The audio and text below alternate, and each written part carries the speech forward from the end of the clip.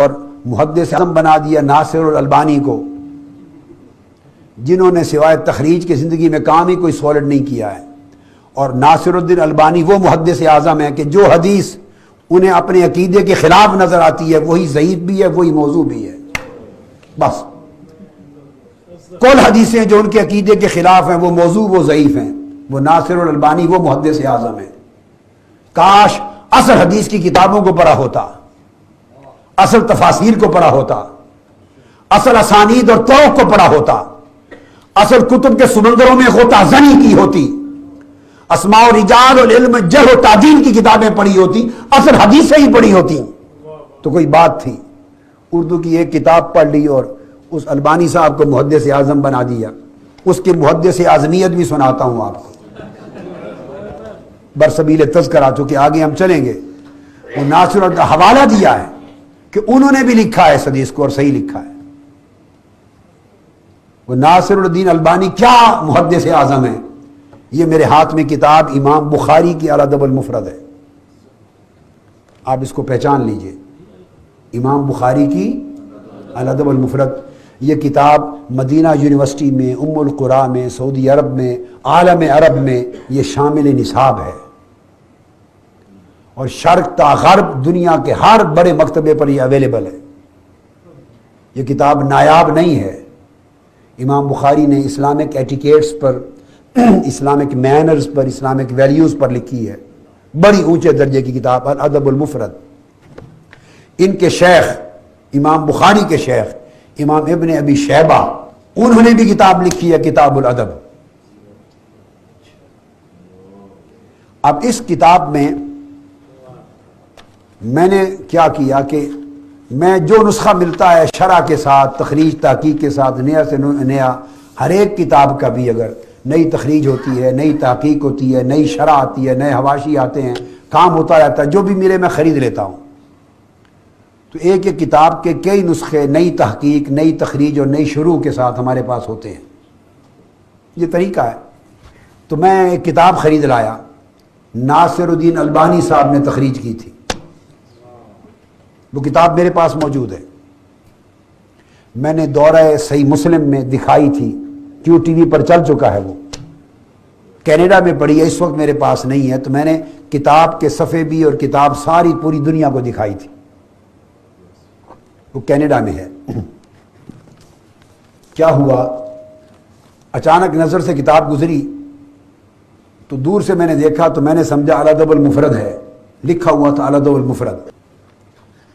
وہ میں نے خرید لی، 3 جلدوں میں تھی، شرح تھی، شرح کا لفظ میری نظر سے گزرا، میں نے سمجھا شرح الادب المفرد ہے کہ کسی نے الادب المفرد کی شرح لکھی ہے، چلو نیا کام کیا، محنت کی ہے۔ کتاب میں نے خرید لی، میرے پاس ہے، 3 جلدوں میں۔ جب اس کو دیکھا تو اس کی تخریج محدث اعظم انورٹڈ کوماز میں ناصر الدین البانی صاحب کی تخریج تھی، ہر کتاب پر تخریج کر دی ہے انہوں نے۔ اور اہل سنت سوتے رہیں گے، یہ صرف فتوے لگاتے رہیں گے، اپنے سنیوں کو سنیت سے خارج کرتے رہیں گے، الا ماشاء اللہ، الا ماشاء اللہ۔ ہر ایک کی بات نہیں کر رہا، یہ یہی کام ہی کرتے رہیں گے، اور دوسرے دیمک کی طرح کھا گئے۔ اور میں تو کبھی درد کرتا ہوں کہ 50 سال کے بعد سوچو حشر کیا ہوگا عقیدے کا۔ یہ آپ شکر ادا کریں اللہ کا کہ اس نے اس زمانے میں، صدی میں تحریک منہاج القرآن کو پیدا کر دیا، اور اللہ کی رحمت ہو گئی، اللہ کا فضل ہو گیا۔ تو ناصر الدین البانی صاحب نے تخریج کی۔ اب یہ کتاب جو امام بخاری کی ہے، اس میں الادب المفرد نے امام بخاری میں اس کتاب کے اندر 1322 احادیث جمع کی ہیں۔ 1322 احادیث امام بخاری نے جمع کی ہیں۔ اس کتاب کا آخری حدیث نمبر باب لا یکن بغض کا تالافا، یہ آخری باب ہے، باب نمبر 644 ہے باب نمبر، مگر احادیث 1322 ہے، آخری حدیث کا نمبر 1322 ہے۔ اب میں نے جب وہ کتاب کھولی، ایسے ہی نظر دوڑائی، امام بخاری کی کتاب میں سے البانی صاحب نے کوئی تقریباً 400 حدیثیں نکال دی ہیں۔ امام بخاری کی کتاب الادب المفرد میں سے تقریباً 400 احادیث نکال دی ہیں، اتنا ہی نمبر کم ہو گیا، وہ 800 اور کچھ نمبر بچا۔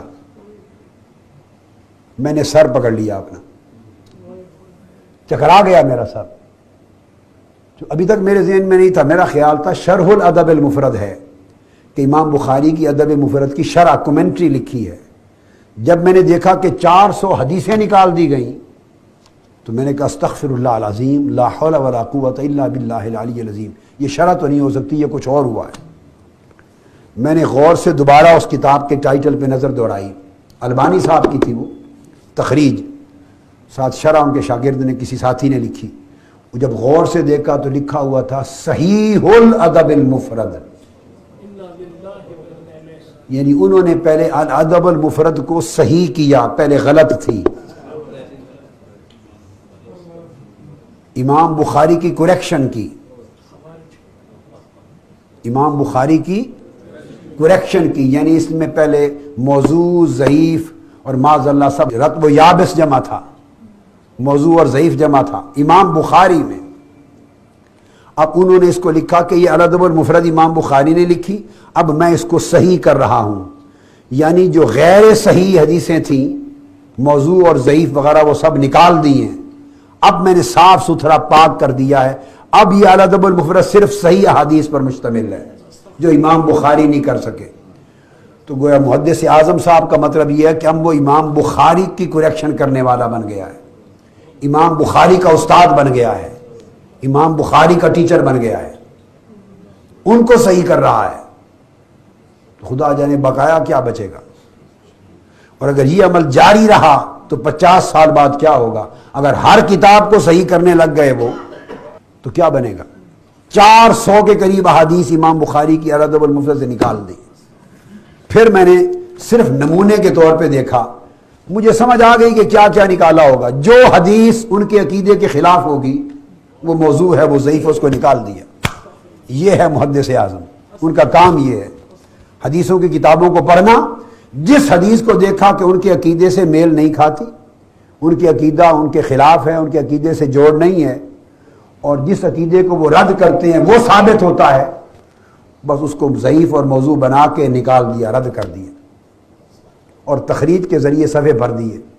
میں نے بطور نمونہ دیکھا کہ کیا کیا حدیثیں نکالی ہیں، مجھے علم تھا، اندازہ ہو گیا، لیکن میں نے باب کھولا، باب نمبر 444، باب نمبر 444 امام بخاری نے قائم کیا، باب تقبیل الید، ہاتھوں کے چومنے کا باب۔ اب یہ عقیدہ امام بخاری کا ہے، یہ عقیدہ امام بخاری کا ہے، دست بوسی کا باب، ہاتھ چومنے کا باب۔ اس زمانے امام بخاری تو ہاتھ چومتے تھے، اور حضور کی حدیث ہے صحابہ بھی آقا کے ہاتھ چومتے تھے، تابعین تبع تابعین امام بخاری مسلم تک ہاتھ چومتے تھے، اور ہاتھ چومنے کے باب بناتے تھے حدیث کی کتابوں میں۔ اب ہاتھ چومنا بدعت ہو گیا ہے، تو عقیدہ وہ صحیح تھا، یہ آج صحیح ہے۔ تو یہ باب تقبیل الید ہے، اس میں امام بخاری 3 احادیث لائے ہیں صحابہ کرام کی کہ ہم نے آقا علیہ السلام فقبلنا یدہ، ہم نے آقا کے ہاتھ چومے۔ اب یہ اور ائمہ نے بھی لائے یہ حدیثیں، صرف امام بخاری نے نہیں